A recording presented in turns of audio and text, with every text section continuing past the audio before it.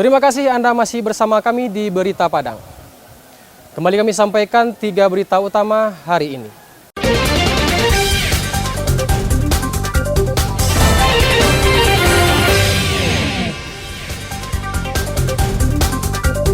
Telah berjalan selama 3 tahun, ratusan murid sekolah dasar negeri 26 Talamau masih belajar di ruang kelas darurat. Ular sanca sepanjang 3,5 meter sembunyi di kantor sebuah bank BUMN. Kepala Sekolah Menengah Atas Negeri 5 Padang dilaporkan ke Dinas Pendidikan Sumbar terkait pungutan sekolah.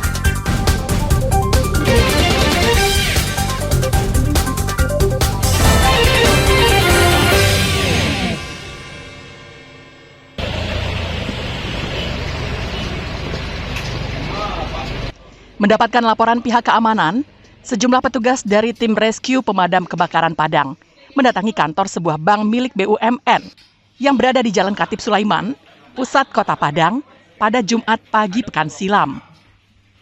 Di ruang tunggu bank itu, seekor ular sanca bersembunyi di bawah kursi yang diperuntukkan bagi nasabah. Menggunakan alat penjepit, petugas pemadam kebakaran berusaha untuk menangkap ular sanca itu. Meski mendapatkan perlawanan, ular itu berhasil ditangkap petugas dan dibawa keluar bank. Setelah dimasukkan ke karung, ular dibawa petugas ke kantor Dinas Pemadam Kebakaran Padang untuk dilepas liarkan kembali ke habitatnya. Ada ular di ruang tunggu kantor BRI Khatib Sulaiman. Kami periksa, cross-check laporan dan data beberapa lama eksekusi ular.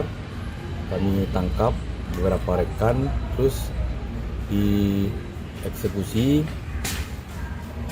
Penemuan ular itu awalnya diketahui oleh seorang petugas keamanan bank saat membuka pintu kantornya. Saat ular ditemukan, aktivitas bank milik pemerintah itu belum berjalan. Bank kembali beroperasi seperti biasa setelah ular sanca yang ditangkap dibawa petugas pemadam kebakaran. Alfi melaporkan dari Padang. Wah, tunggu lo, jangan ditarik dulu, amanang kepala ko dulu. Kepala Sekolah Menengah Atas Negeri 5 Padang, Azwarman, dilaporkan oleh komite sekolah dan orang tua siswa ke Dinas Pendidikan Sumbar. Laporan dilakukan perwakilan orang tua murid dan ketua komite terkait perilaku kepala sekolah yang dinilai semena-mena dalam mengelola uang komite di sekolah yang terletak di kawasan Balai Baru, Kecamatan Kuranji itu. Perbuatan kepala sekolah yang disorot antara lain, uang komite dimintakan kepada orang tua murid, besarannya ditentukan sendiri oleh kepala sekolah. Selain itu, kepala sekolah juga melakukan pungutan uang perpisahan sekolah. Padahal, dananya telah dianggarkan di dana komite sekolah. Lebih parah lagi, kepala sekolah juga mengancam tidak akan melegalisir ijazah siswa jika uang komite tidak dilunasi. Kalau transparan mungkin nggak ada masalah. Transparansinya yang tidak ada. Yang lebih parah semenjak kepala sekolah Azwara SMA 5 sekarang ini, itu sangat parah saya menilai. Kebetulan kan itu makanya saya melakukan tidak akan pernah bayar uang komite. Anak saya 2 dan ditambah, dan saya pernah diancam tidak bayar komite, anak saya ijazahnya diberikan tapi tidak dilegalisir. Itu sudah pernah terjadi pada anak saya sendiri. Sampai saat ini tidak ada dilegalisir. Sementara itu, Ketua Komite SMA 5 Padang mengatakan terkait pungutan uang perpisahan, itu murni tindakan sepihak dari kepala sekolah tanpa melibatkan ketua komite. Sebuah kebijakan itu idealnya harus dikomunikasikan dengan komite supaya tidak menjadi pungli gitu. Nah, sebagai contoh, tahun kemarin itu anak-anak kita melakukan perpisahan sekolah, kita sudah anggarkan di RKAS, rencana kegiatan anggaran sekolah. Nah, tetapi faktanya ketika dilakukan perpisahan sekolah, pihak sekolah masih melakukan pungutan. Nah, sehingga kita mendapat laporan dari orang tua murid bahwa ada pungutan. Saat dikonfirmasi, Kepala SMA 5 Padang, Azwarman mengatakan, kisruh yang terjadi di sekolahnya hanya masalah miskomunikasi. Terkait uang perpisahan yang dipungut lagi, meski telah dianggarkan sebelumnya oleh komite sekolah, Kepala sekolah mengatakan, Itu kesepakatan murid-muridnya yang ingin menggelar perpisahan di luar sekolah. Yang kita sepakati dengan pengurus komite di RKAS, ya, keuangan pengurus komite itu bisa melaksanakan perpisahannya di lingkungan sekolah, di dalam sekolah. Tapi anak-anak ini tidak mau. Setelah kita rapat dengan perangkat kelas seluruhnya, dengan MPK OSIS, anak-anak itu sepakat perpisahannya di luar sekolah. Maka itu membutuhkan dana, ya kan? Membutuhkan dana itu disepakati. Uang itu dibutuhkan tidak di rapat orang tua murid. Pihak orang tua murid dan komite sekolah masih menunggu keputusan dari Dinas Pendidikan Sumbar terkait laporan yang mereka sampaikan itu. Robiham melaporkan dari Padang.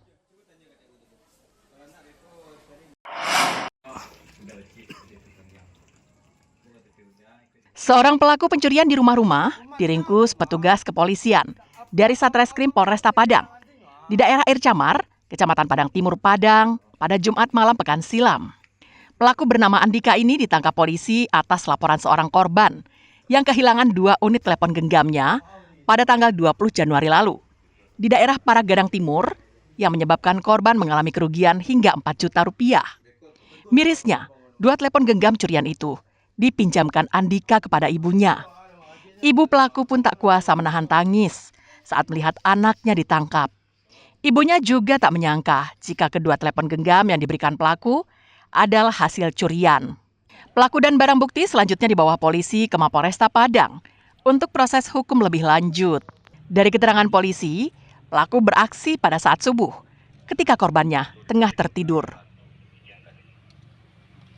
Hasil mengamankan seorang pelaku di rumahnya yang beralamat di daerah Padang Timur dengan 2 unit handphone yang menjadi barang bukti melekat padanya.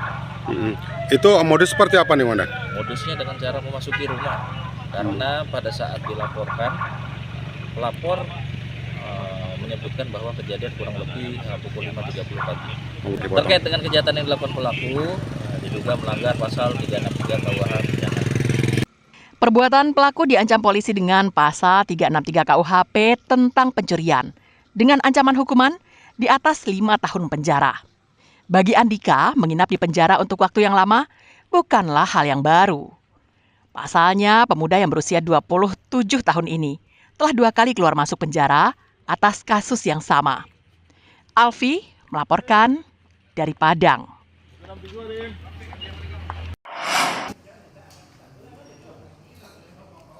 Badan Narkotika Nasional Provinsi Sumatera Barat menyerahkan 4 kurir ganja dan 2 bandar ganja ke Kejari Pasaman.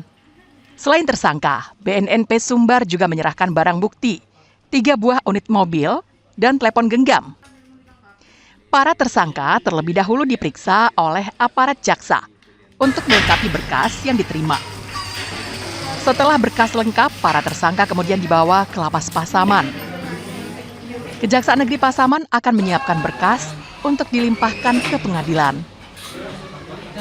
Tuntutan hukuman bagi para tersangka bervariasi sesuai Undang-Undang Nomor 35 Tahun 2009, yakni 20 tahun penjara, seumur hidup, dan hukuman mati.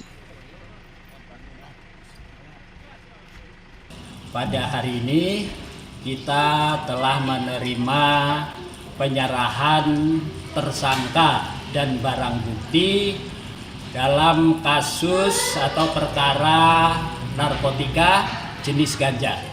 Pelimpahan ini dilaksanakan oleh BNN Provinsi ke Kejaksaan Negeri Pasaman.